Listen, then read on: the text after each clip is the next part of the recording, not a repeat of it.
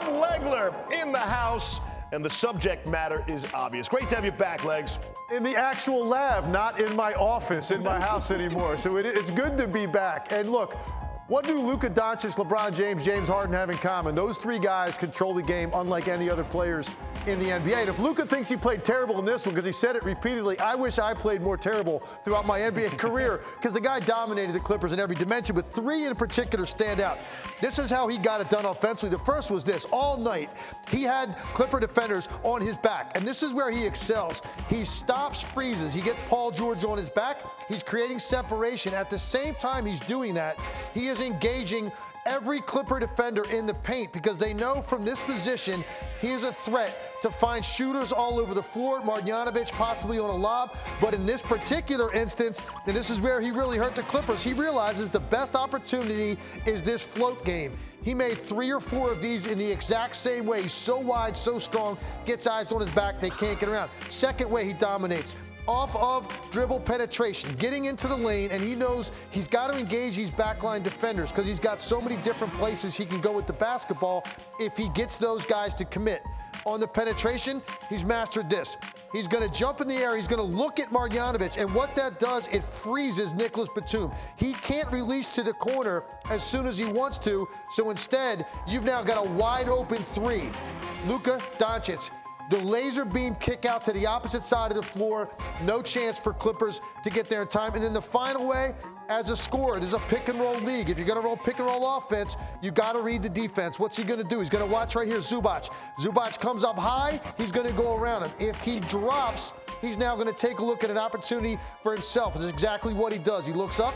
He sees a wall of defenders here, and he sees the open area is to come back here and make Rajon Rondo run around this screen, knowing he can't recover. The step back 3, and you look at the score of that game, that is where the Mavericks got their separation at the end of the third quarter, and then they held on for dear life.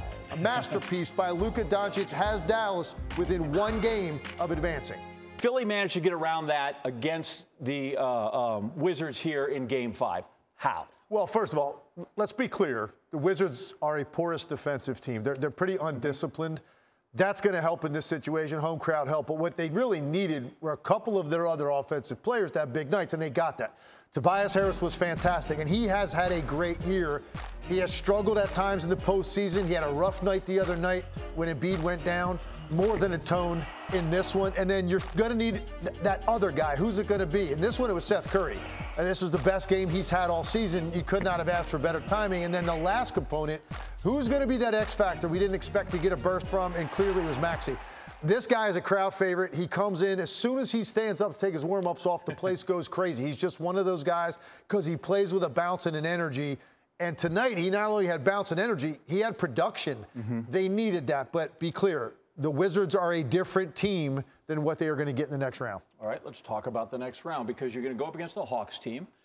Give me the problems they present, and then the solutions Philly might have to find if Embiid is sidelined deep into that series. Atlanta has become an elite defensive team under Nate McMillan. So they now are a team that's going to challenge you defensively. But the one thing Philadelphia has going for it, John, I think they've got more perimeter defenders to bother Trae Young than any team in the Eastern Conference. When you start talking about throwing a 6'10" point guard at Trae Young, you start talking about a guy like Matisse Thybulle, who is an all-league caliber defender. Maxey is a guy I expect to get a lot of minutes in that series. Danny Green, the guy that made his bones in this league as a defender before he started making big threes in the finals. So they can run a stable of defenders at Trae Young. That is going to be the key to the entire series, because Trae Young has turned into a legitimate star offensive player. He can control the games just like the other star players we talk about around this league, and he does it consistently every night. But the one thing he can be prone to is having some inefficient shooting nights.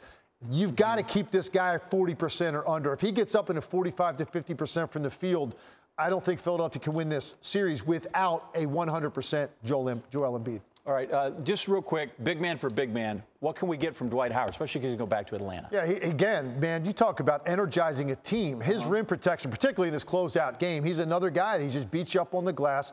And when you have that kind of pressure on the perimeter, like I talked about with what they can present, you're funneling it somewhere. And if it's a beat on the court, obviously, that's a top-shelf rim protector. And if he's not, you've got Dwight Howard back there. That's the elements for defensively what you need against Atlanta. The question's going to be, do you get a healthy Embiid? Because they're not going to score this many points without him against a team like Atlanta that has locked in defensively, and they were so impressive against the Knicks and what they did to Julius Randle. Thanks for watching ESPN on YouTube. For live streaming, sports, and premium content, subscribe to ESPN+.